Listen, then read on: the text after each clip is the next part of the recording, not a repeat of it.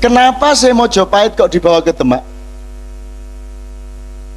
Karena ada semburan lumpur di Canggu, ada lempengan bumi yang bergeser yang membuat struktur pertanian menjadi kacau di ujung Mojopahit itu, sehingga infrastruktur pertaniannya menjadi tidak mampu lagi menyangga perekonomian Mojopahit. Maka Sunan Kalijaga berpikir harus menoleh kepada perdagangan global, harus menoleh kepada ekonomi pesisir. Maka ditransformasikanlah dari kerajaan yang agak di pedalaman, yaitu di Mojo Agung, Canggu, Mojokerto, itu diseret ke pinggir pantai, yaitu ke Demak di desa Gelagawangi, dalam rangka supaya ada transformasi menuju pertahanan pangan dan lain sebagainya. Dan itu Sunan Kalijaga luar biasa. Nek wong gak ngerti perekonomian gak iso duwe ide kayak ngono iku. Jadi Sunan Kalijaga iku duduk seniman yang berdakwah dengan seni. Sunan Kalijaga ahli ekonomi, ahli perdagangan, ahli strategi politik, pendekar yang mumpuni, dan seterusnya dan seterusnya. Ini negara nggak butuh dunia aslinya. Kene iki nek ana presiden Indonesia wani mengembargo dunia, selesai masalah. Ya toh? Kene wedi diembargo dunia. Loh, embargoan kan sakarepmu kan gak iso. Lha nek kene iki wong Indonesia kok. Boto ae iso mangan kok. Gak ono beras mangan boto ya iso, karek biasakno 2 dina 3 dina. Sembarang. Gak iso jangan ya sandale diirisi dicecek ya iso. Wong Indonesia. Dan siapa yang lebih kaya dari kita? Nah, kita bukan akan sombong kepada dunia, tapi juga haram kalau kita berendah diri kepada dunia, seperti presiden kita sekarang ini. Ya. Kita tidak akan sombong, tapi kita adalah raja wali. Kita akan melindungi mereka, bukan kita akan menginjak-injak mereka. Bingung tak cerita nih mengenai Ki Ageng Mangir. Tak kayak cerita nih. Jadi itu Sunan Kalijaga diparani, dan caranya berdakwah luar biasa. Maka Sunan Kalijaga jangan diukur, jangan dibandingkan dengan kaum profesional zaman sekarang.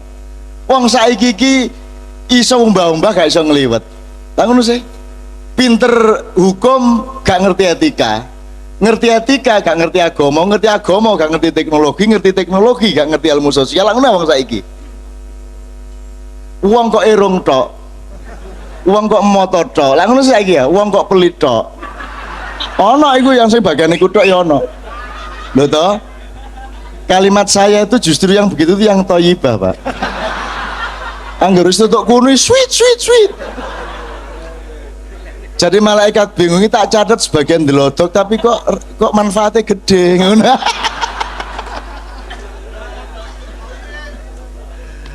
Ini saya mudah-mudahan ini menjadi wacana ya. Saya tidak mengatakan kepada para akademisi dan intelektual bahwa benar seperti itu, tapi itu saya merangsang Anda diteliti dong, diteliti, dibuka kembali dong sejarahnya. Tak kayak contoh Sunan Ki Ageng Mangir itu anake Prabu Brawijaya kelima nomor 43. Nah, Ki Ageng Mangir iki sing bagian melok ngidul, sing bagian gak mlebu Islam, sing bagian agama Jawa asli. Termasuk yang jadi Raja Denpasar, kembali ke Hindu, ke Buddha dan seterusnya. Ya, ini diparani karo Sunan Kalijaga. Jadi suatu malam jadi Ki Ageng Mangir ini kan karena dia punya otonomi, dia tuh seneng pesta, seneng nraktir rakyatnya, seneng gawe kenduren. Jadi pada suatu hari rakyat diundang 3 hari 3 malam untuk makan besar, wayangan, jadilan dan lain sebagainya. Mergo cik game abangan, ke abangan tok iku. Betul-betul masih irengan jian gitu ya. Tapi dia orang baik sebagai manusia, Ki Ageng Mangir ini. Terus ketika rakyat semua ke pendopo dan ke halaman pendoponya Ki Ageng Mangir makan semua, ono dayoh geluandangan klambine rowek-rowek welek nemen gak adus mbuh pirang wulan pirang tahun, rambute rowek-rowek melaku nerabas wong mangan sakunu kae ndwolek sing paling enak. Begitu ono sing enak ndwodok mau mangan juat. Begitu wis wareg mulai balik Terus Ki Ageng Mangir bingung sopo no Bambung situ iki. Ditututi karo Ki Ageng Mangir. Takoni sampean saking pundi? Oh niku kersaing dosa mriku ngene-ngene, tapi oleh jawab ajo terus lunga. Wis, tapi Sunan Kalijaga yang menyamar ini tahu oh Ki Ageng Mangir orang baik kok, orang kecil kayak apapun disapa oleh dia. Besoknya dia balik lagi. Tapi tamu yang kedua pada hari kedua ini bukan seorang gelandangan tapi seorang priagung besar yang berpakaian kerlap-kerlip emas permata gagah luar biasa dengan pakaian kebesaran raja, dengan pengawal prajurit 20 orang dengan kuda-kuda yang sangat gagah. Sehingga Ki Ageng Mangir ini tak kasih tahu, dia belum pernah ngerti kerajaan. Dia belum pernah menjadi bagian dari kerajaan karena tanah perdikan. Jadi dia tidak pernah sowan ke Demak, sowan ke, tidak pernah. Jadi betul-betul otonom pada waktu itu. Maka ketika ada priagung berpakaian seperti itu datang, dia langsung ngapurancang. Panjenengan saking pundi priagung ini dan seterusnya ditanya. Si tamu yang kedua ini tidak menjawab, langsung nerabas meneh nang nggone wong mangan, langsung mangan. Lho iki ana priagung tapi kok yang geragas iki. Mau mangan, wok dan lebih dari itu, dia menjadi pusat perhatian semua rakyat yang datang di situ karena mari mangan wis wareg gantian iki jangane dibiyorno nang pakaiane. Segore diulet-ulet ambek kene. Suambel pokoknya semua makanan diusapkan ke pakaiannya dan begitu kuwabe wis beletotan gak karu-karuan dicopot karo dheke sak kuluke sak celonone karek satu selempang kayak sarung dek ngono iku semua dicopot dan kupluke lebokno kene iki dilebokno dadi lebokno apa dilebokno panci dilebokno piring wis mari ngono dek ngelego melayu mulih gak pamit gak apa ditututi karo Ki Ageng Mangir sapa iki koyo ngene iki. Begitu Ki Ageng Mangir sampai keluar Sunan Kalijaga sudah hilang sak jaran-jarane sak 20 pengawale wis gak ono dadi gak ketututan. Padahal sebenarnya kalau mau hilang dia butuh sekian ratus meter untuk sampai tempat di mana dia bisa menghilang. Tiba-tiba hilang. Detik itu juga Ki Ageng Mangir mengatakan kepada anaknya, menantunya yang namanya Ki Ageng Wonoboyo. Wonoboyo ini juga cucunya Brawijaya juga dari daerah Gunung Kidul. Semuanya juga muridnya Sunan Kalijaga. Dia bilang sama Wonoboyo, Wonoboyo kowe saiki mimpin tanah perdikan Mangir, kowe saiki tak dapuk dadi Ki Ageng Mangir Wonoboyo kaping 1. Lah Wonoboyo bingung lah panjenengan badhe pripun niki kok diparing ten kula. Aku tak goleki guruku, langsung mencolot nututi Sunan Kalijaga, metu nang halaman bingung nututi nang ndi iki.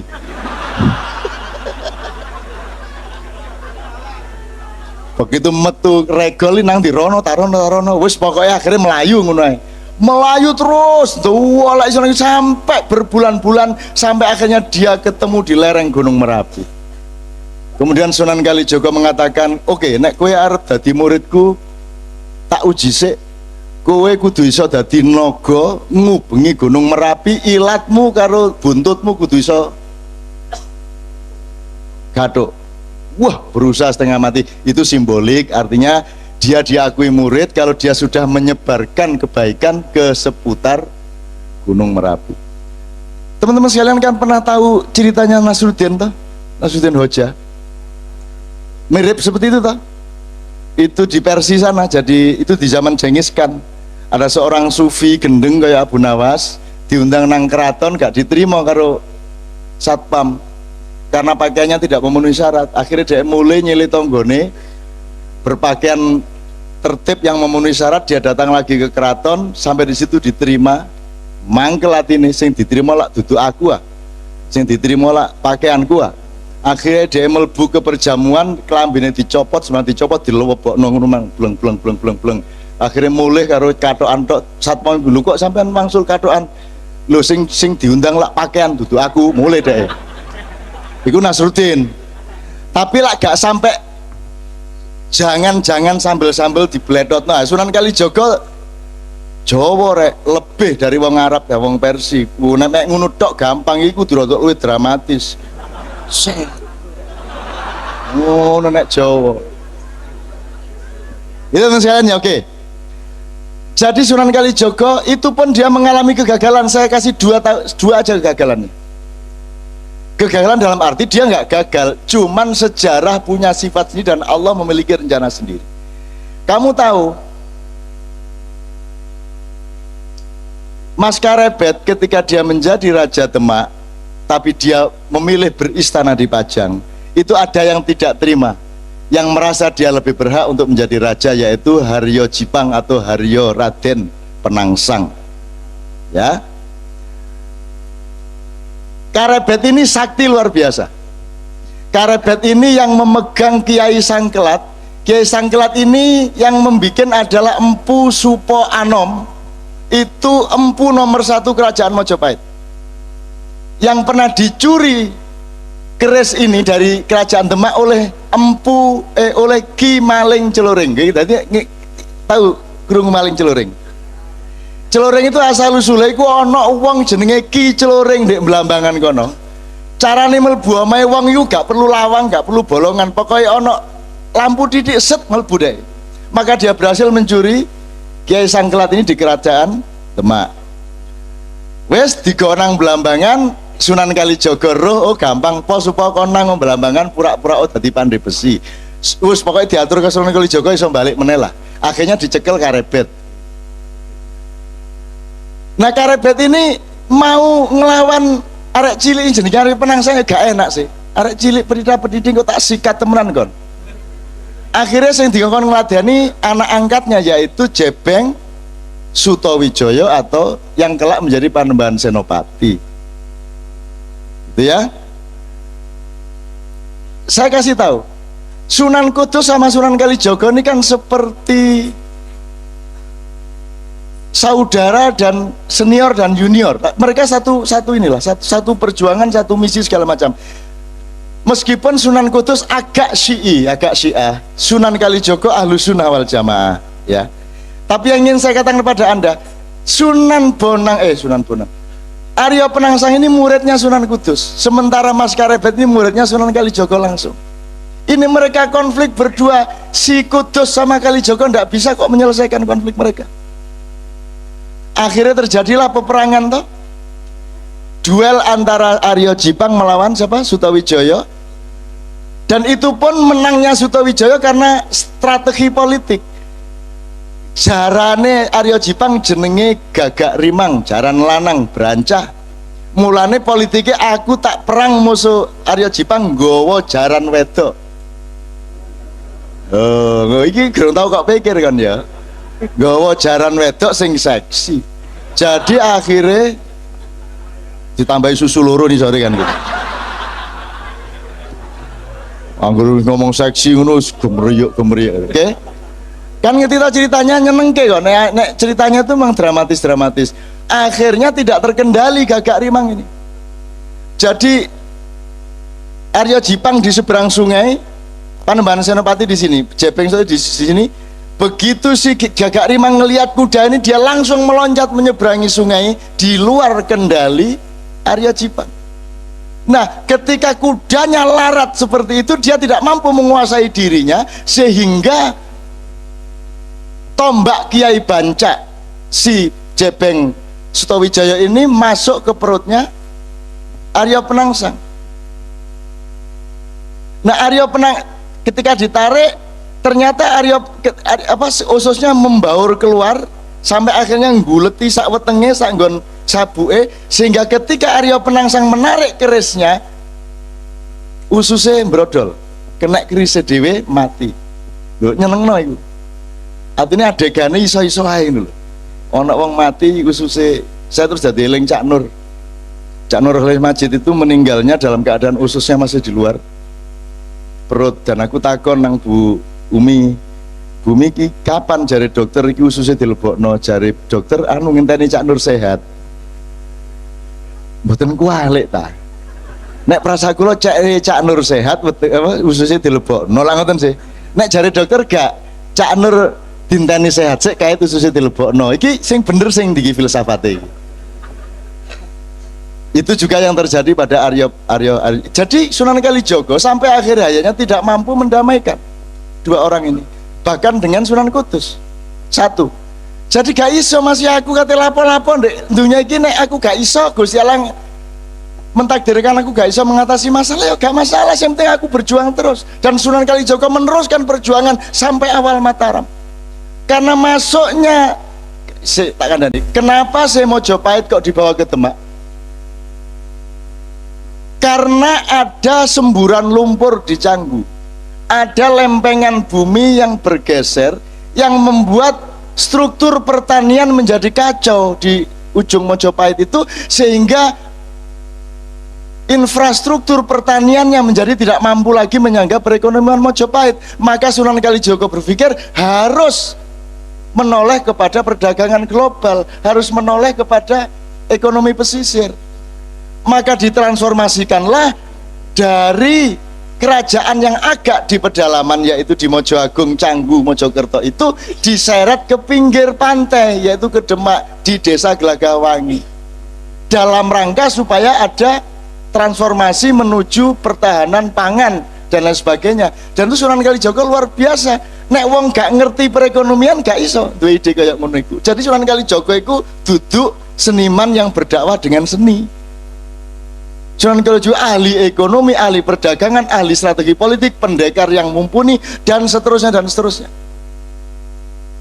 Nah, ekonomi pesisir ini kemudian pelan-pelan dieliminasi lagi oleh watak Jawa yang kurang tegas. Jadi Raden Sultan Hadiwijaya Joko Tingkir iku pekewo, kate beristana di Demak itu pekewo. Aku tak ndek pinggir-pinggir, aku tak ndek Pajangai. Dia lupa bahwa dengan dia masuk ke Pajang, maka seluruh infrastruktur keraton juga akan pindah ke pedalaman. Jadi perekonomian global yang diciptakan Sunan Kalijaga menjadi masuk ke pedalaman. Sunan Kalijaga tidak setuju, tapi sudah terlanjur. Ketika itu kemudian sibuk dengan pertarungan antara Mas Karebet dengan Aryo Jipang.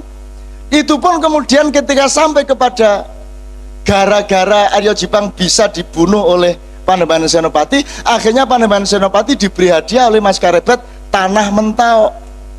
Dan Mentau itu sangat pedalaman. Maka terjadilah degradasi politik dari pedalaman ke pesisir, dari pesisir dikembalikan ke pedalaman. Itu pun degradasinya double. Tidak hanya sifat perdagangannya menjadi dari perdagangan ke pertanian, tapi legitimasi spiritualnya pun berubah dari Wali Songo yang semula menjadi background politik berubah menjadi Nyai Roro Kidul. Nah, Panembahan Senopati kemudian sirsiran dan kawin sama Nyai Roro Kidul sampai Sultan Hamengkubuwono ke-10. Semua rabi karo Nyai Roro Kidul. Atimbangane tak kongon pegatan Roro Kidul tak kon jilbaban ngono ae saiki. Saya gak angel-angel temen-temen. Ya saiki sembahyang 5 waktu semua.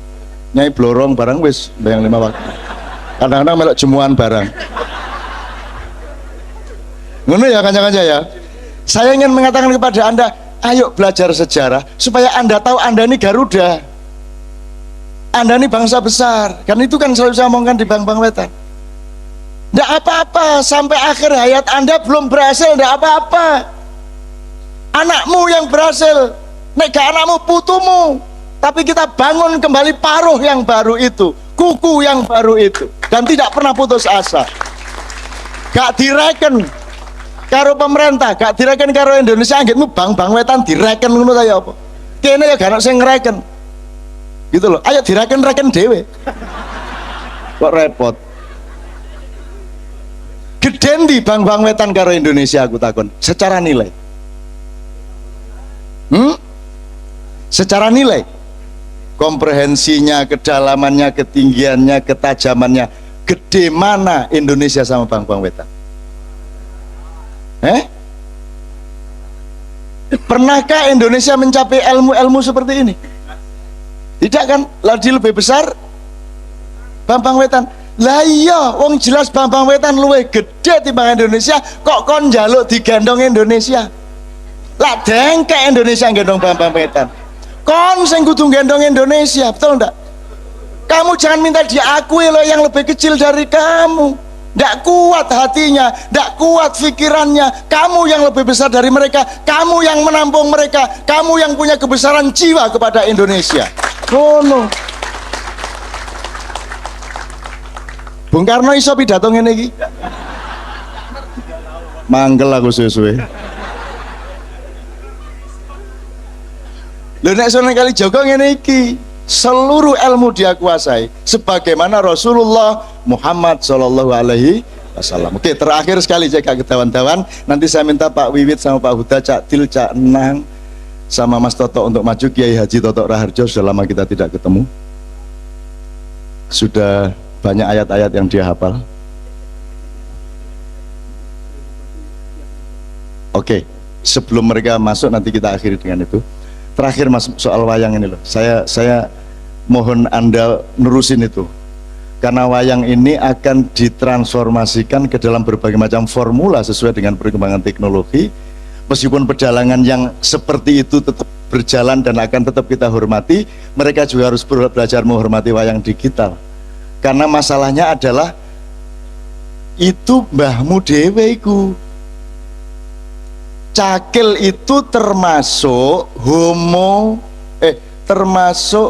erectus, ya. Cakil, kalau Abimanyu homo sapien. Homo erectus yang tersisa, yang di tikungan iblis sudah saya katakan, itu dulu diusir dulu oleh Kanzul Jannah. Atau jadi gini, iblis itu disuruh Tuhan ke bumi, ke Pulau Jawa, terus itu bilang sama Homo erectus, sebentar lagi saya akan bikin Homo sapien, diawali dengan Adam. Kamu semua siap ikut Adam, kalau tidak kamu musnah saja. Kan gitu. Akhirnya buto-buto dikandani karo Semar. Semar itu siapa? Semar itu Semoro Bumi. Semoro Bumi itu ya iblis itu. Iblis itu adalah malaikat yang paling besar jiwanya, sehingga dia mau dikutuk-kutuk karena dia yang paling kuat. Kalau Jibril tidak kuat. Nek Semar kuat, dia elek-elek wong terus, anggarono wong elek iblis. Jadi iblis itu kuat hatinya, besar jiwanya, sehingga dia mau menjadi antagonis di dalam seluruh kehidupan manusia. Lho iki rada angel ndelok wacana koyo ngene iki. Kiai-kiai ya apa-apa gak krungu. Iki nek dibantai yo angel, gak dibantai yo medeni iki kan gitu. Nggih ta mboten? Loh, Anda pikir iblis musuhnya Tuhan? Iblis itu nangis nek dituduh. Kan waktu Anda nonton tikungan iblis kan terakhir iblis nangis, loh saya kok dituduh musuhnya Tuhan. Nggak berani saya sama Allah, saya nggak berani. Gila apa? Bukan saya punya kerajaan terus Allah punya kerajaan terus aku melawan Allah. Nggak ada kemungkinan. Allah itu nomor satu, Muhammad itu idolaku, dan setelah Muhammad tiada, aku tidak punya gairah lagi untuk menggoda manusia. Kan begitu kata iblis. Terus dia selawatan. Loh temenan loh ya, iblis selawatan. Loh apa ndak boleh iblis selawatan? Anggap iblis sing gawe-gawe awake dhewe sing gawe sapa? Sing ngongkon sapa? Gusti Allah. Piye apa sih kan niku? Bener ta gak? Emang ada yang bisa melawan Tuhan? Iblis ndak bisa. Setan ndak ada hubungannya sama iblis. Setan itu gaenanmu dhewe.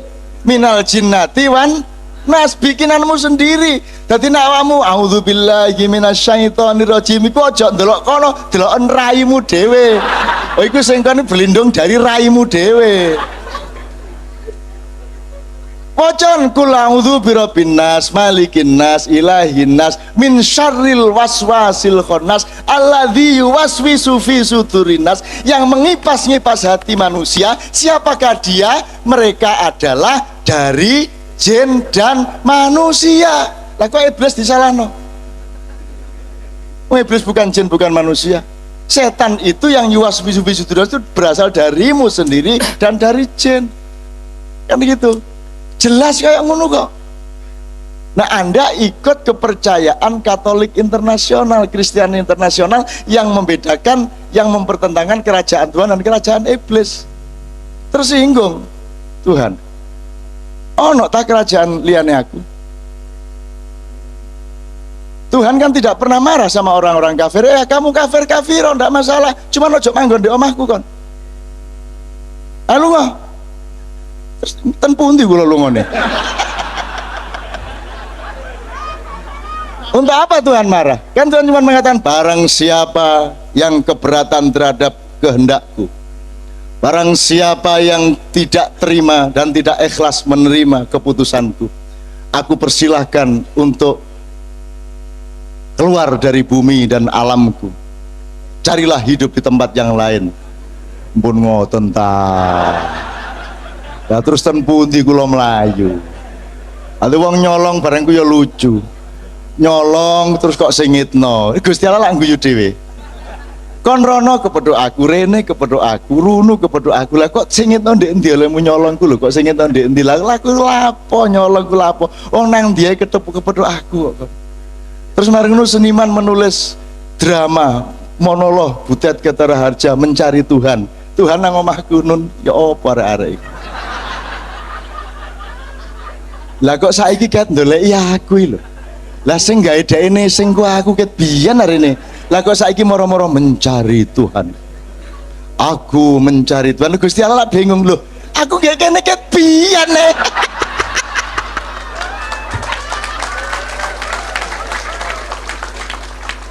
Gitu ya teman sekalian ya, mudah-mudahan ini membuat Anda jadi Garuda tadi.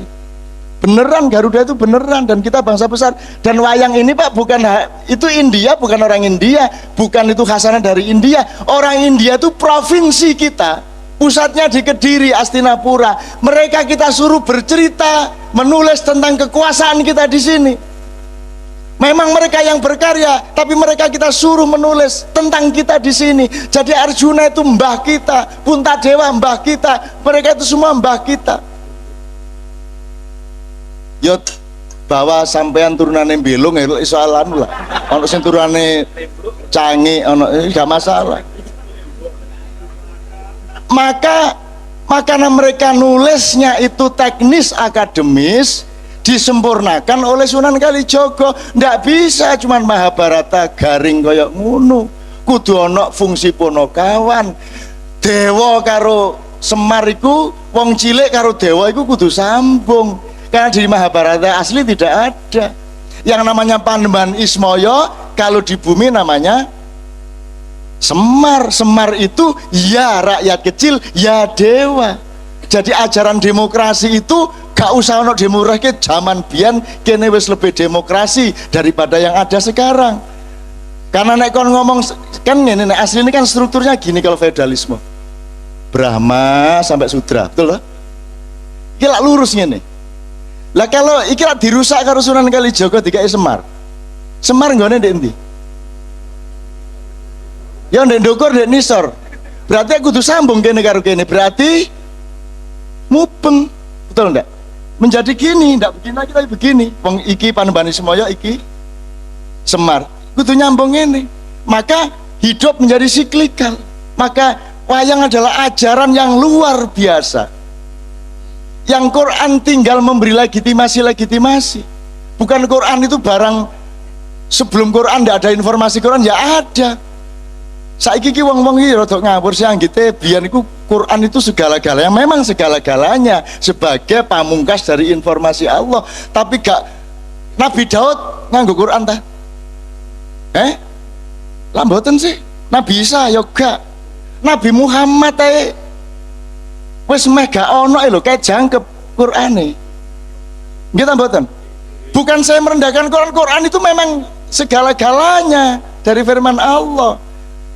Tapi ojo lali Nabi Adam ikut modho ndek bumi gak kok terus gembol Quran ngono gak. Gurung ana Quran waktu iku.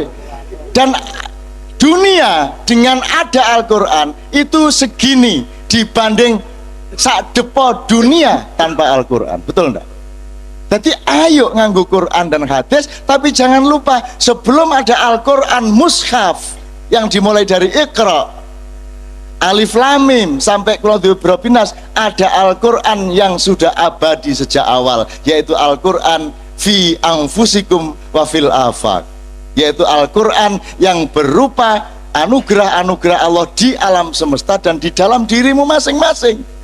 Itu ayat-ayat Allah namanya.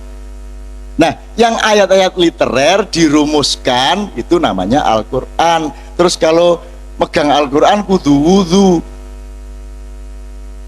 Tangun saiki. nek Qur'ane sing dicetak iko kudu wudu, tapi nek Qur'ane ndek BlackBerry ta ndek iPhone gak wudu. Ono peraturan ngono iku. Dadi nek Qur'an ndek handphonemu iku gak kudu wudu. Tapi nek Qur'an sing dicetak iku kudu wudu. Iku mulane ta sinau. Qur'an itu nilai. Kalau Quran yang ada di masjid itu namanya mushaf, itu kertas sama tinta, dan mayoritas kertas sama tinta yang menjadi mushaf itu bikinan Cina. Jadi yang kamu hormati itu bukan kertasnya, betul enggak? Bukan tintanya, nek tintanya bikinan Cina kok. Mulane meskipun itu di handphone ya kamu hormati. Nah saya kira handphone gak diapa-apa, nek Quran disowon ngene iki nang tinti. Ya bener ya apik, cuman terus ojo terus oh kalau yang di masjid itu harus kita gini kan, kalau di handphone ndak apa-apa itu ndak anu kok ndak harus wudu gitu loh. Itu bukan Quran, itu mushaf. Quran itu nilai, ditulis supaya sambung kepada kebudayaan manusia dengan cara menuliskan manual yang namanya mushaf. Wayang yang ngono. Mahabharata itu nilai, struktur ajaran, terus diantarkan kepada Anda dengan wayang pipih, wayang golek dan sebagainya. Sekarang diantarkan oleh beliau dengan sistem digital. Podo nilainya, wayangnya ya podo. Nah, saya ingin mengatakan kepada Anda, wayang itu jangan dianggap itu barang asing. Itu lahir dari kakek moyang kita sendiri, dan pelakunya adalah kakek moyang kita sendiri. Parikesit berakhir kekuasaannya karena banjir Nuh, karena Krakatau meletus, menenggelamkan 2/3 bumi, mencairkan kutub selatan. Itu semua dulu di sini. Maka ini negara nggak butuh dunia aslinya. Kene iki nek ana presiden Indonesia wani mengembargo dunia, selesai masalah. Ya toh? Kene wedi diembargo dunia. Loh, embargoan kan sakarepmu kan gak iso. Lha nek kene iki wong Indonesia kok. Boto ae iso mangan kok. Gak ono beras mangan boto ya iso, karek biasakno 2 dina 3 dina. Wis sembarang. Gak iso jangan ya sandale diirisi dicecek ya iso. Wong Indonesia. Dan siapa yang lebih kaya dari kita? Nah, kita bukan akan sombong kepada dunia, tapi juga haram kalau kita berendah diri kepada dunia, seperti presiden kita sekarang ini. Ya, kita tidak akan sombong, tapi kita adalah raja wali. Kita akan melindungi mereka, bukan kita akan menginjak-injak mereka. Kita akan mangku mereka. Kita akan punya hamengku buwono. Nek Jogja ya mengko apa? Oh, hamengku buwono ya. Memangku dunia. Jadi kalau kita menguasai, caranya memangku. Cara kita menguasai kan mangku toh. Wes arek sir-siran sing wis kena atine mesti dipangku toh. Carane lah ngono ah. Itu oke.